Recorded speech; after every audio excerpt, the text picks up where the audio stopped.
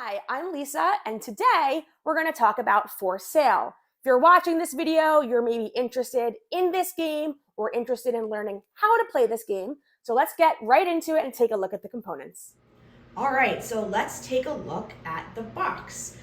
For Sale is designed by Stefan Dora, the game of property and prosperity. This is the travel size version, so it is a lot more compact than the standard box edition, but it is only, some cards and a couple coins, so the travel edition is perfect if you want to downsize.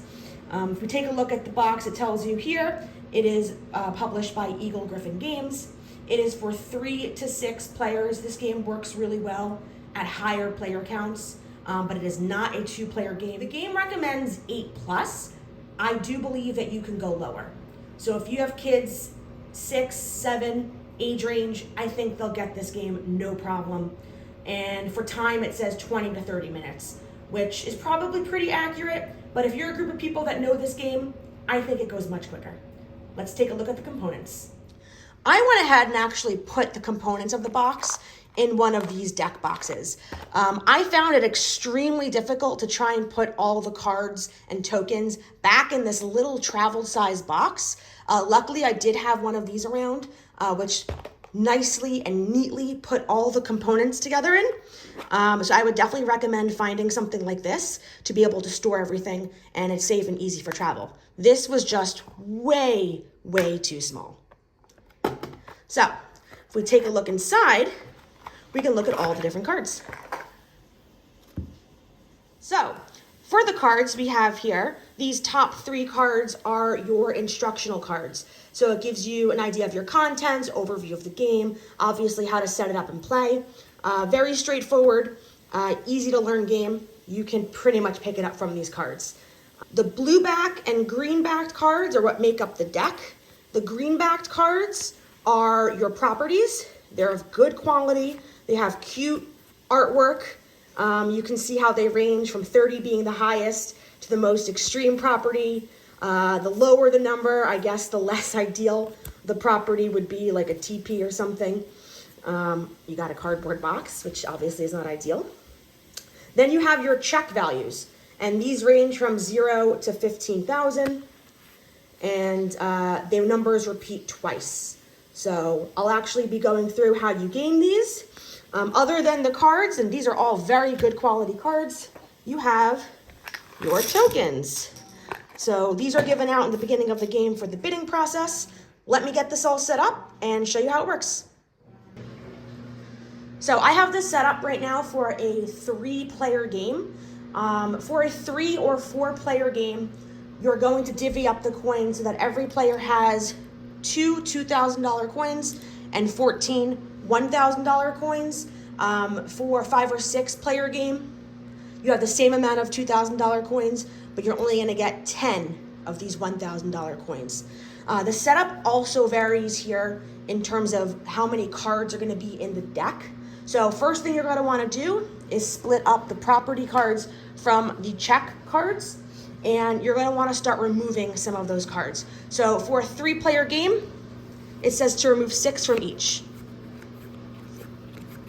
You just kind of put those to the side and don't necessarily look at what those are. Of course, you've already shuffled the deck, and now you're just taking out 6 cards.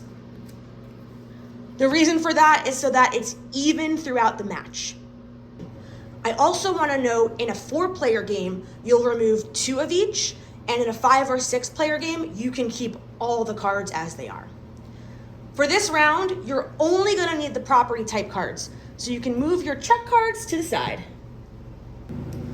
The object of this game is, by the end of the game, you win if you have the most money, right? So money is these coins, and money is those check amounts that I showed you before. The game is split into 2 very distinct phases. So this first phase is the bidding phase. So what you'll do is you'll turn over as many properties as there are players. So in this 3-player game, we're going to only turn over 3 properties. And as the rule states, the person with the biggest property ends up bidding first. So let's say it's this player over here. And essentially what you're looking to do is bid for the highest value card, right? Because that's the highest value property that when we get into the next phase of the game, you can sell for the most amount of money, right? You want to buy low and sell high. So if I were going first, let's say I would bid 2,000. And then going clockwise, the next player has to bid. So they either have to beat my 2,000 by bidding 3,000 or more, or they would pass. So let's say this third player decides to pass. If you don't bid and you pass, you automatically take the lowest value card. So third player would end up taking that card. Now it's still between first and second player. So let's say I wanted to raise. They put 3,000, so I want to go in and make my bid now 4,000. Okay, so let's say the second player doesn't want to compete with that bid. They decide to pass. So by passing, they'll have to take the lower value card. So they would take that 15 amount, and they only get half their bid amount value back. But it's rounded down. You can't properly split 3,000. So what they would do is they would actually take the 1,000, and they would have to give $2,000 back to the bank. The first player, of course, gets the highest value card. You'll notice all these cards are placed face down. We don't need to expose them, and that goes on and on throughout the course of the game. So the next round would look like similar, and this time the person who won the highest bid continues to go first. So as that changes, that will dictate who actually goes first in the bidding round.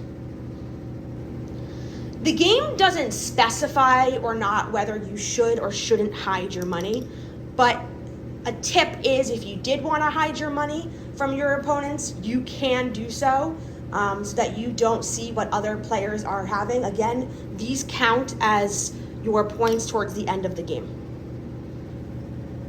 This next phase of the game is the auction phase. So now that everyone has all of their properties, we have to auction them off to see what they're worth.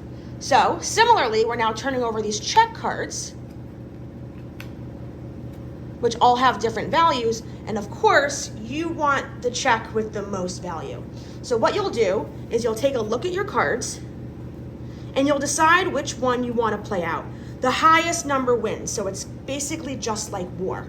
There's some strategy here, right? So if I look at the amount 2, 8, 10, and I have an idea of what my opponents might have, I might not want to throw out my highest card for the $10,000 check, knowing that I could probably get a $15,000 check later on. So I'm basically blind picking one. So let's say I went with this one, right? I would put it face down, and everyone would go ahead and do the same. And they would put their cards face down to determine what check value they're going to get. Once everybody's in, you flip over the cards, right? And the person with the highest value gets the check, the highest check. With the middle value gets the middle check, lowest value, lowest check.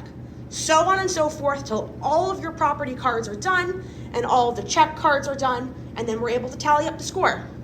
When you're tallying up the score, you're tallying up the amount of value of check cards you have in your hand and any leftover coins that you might have to come up with a total number.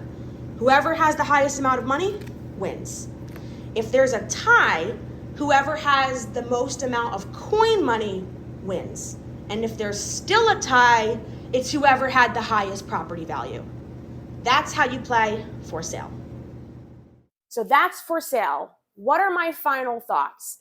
I think this is a really great auction game. I think it's really easy to play, really easy to teach. And as you can see, there's literally almost no setup time or cleanup time for that matter. People who are not gamers will definitely enjoy a game like this because it's so simple and it's such a quick game to play. So whether it's the only game you're playing or it's a filler game in between more complex game, I definitely think that this is something that you should consider for your collection. At the time of recording this, I bought this travel edition, I believe somewhere between like $10 or $12 online. So it's certainly affordable. But yeah, I'd love to hear what your thoughts are on For Sale. If you like this video, please like and subscribe. And remember, never stop playing.